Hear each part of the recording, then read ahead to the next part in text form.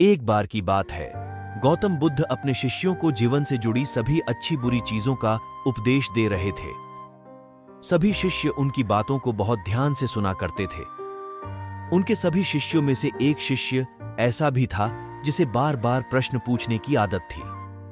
वो उठकर बुद्ध के पास गया और उनसे बोला, आप हमें जीवन के बारे में जो कुछ बता रहे हैं या सिखा रहे हैं, उन सब चीजों का हमें क्या फायदा, क्योंकि हम में से बहुत से लोगों को यह भी नहीं पता कि हमारे जीवन का मूल्य क्या है और ये जीवन हमारे लिए कितना अनमोल है।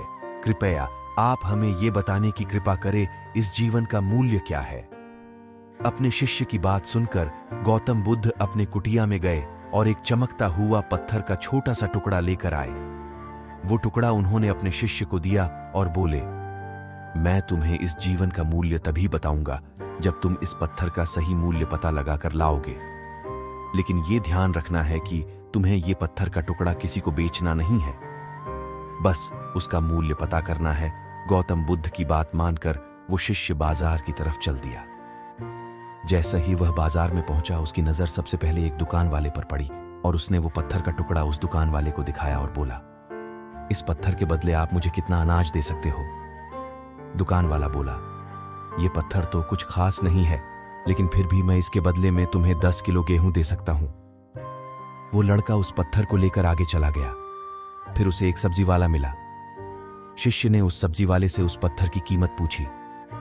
सब्जी वाले ने उस पत्थर को ध्यान से देखा और बोला, इस पत्थर की कीमत के बदले में तुम्हें ज्यादा से ज्यादा एक बोरी भरकर सब्जियां दे सकता हूं, इससे ज्यादा मैं और कुछ नहीं दे सकता।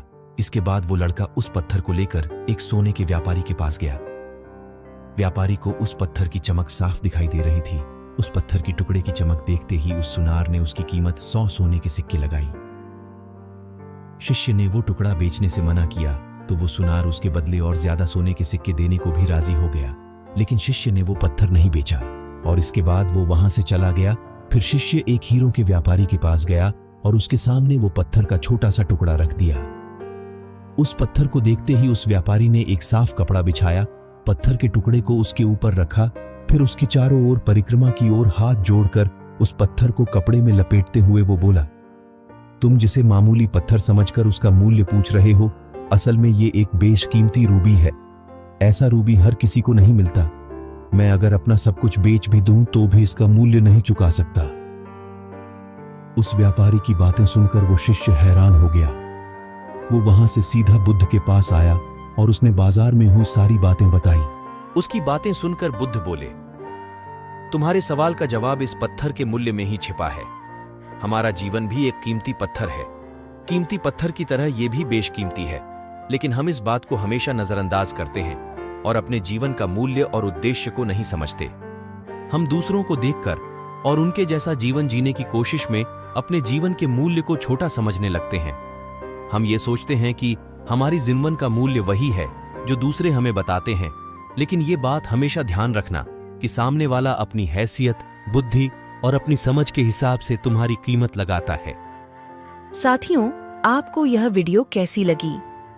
अगर वीडियो अच्छी लगी हो तो वीडियो को लाइक करें, हमारे चैनल को सब्सक्राइब करें और बेल आइकन के घंटी को ऑल पर क्लिक करें ताकि हमारा कोई भी वीडियो सबसे पहले आप तक पहुंचे।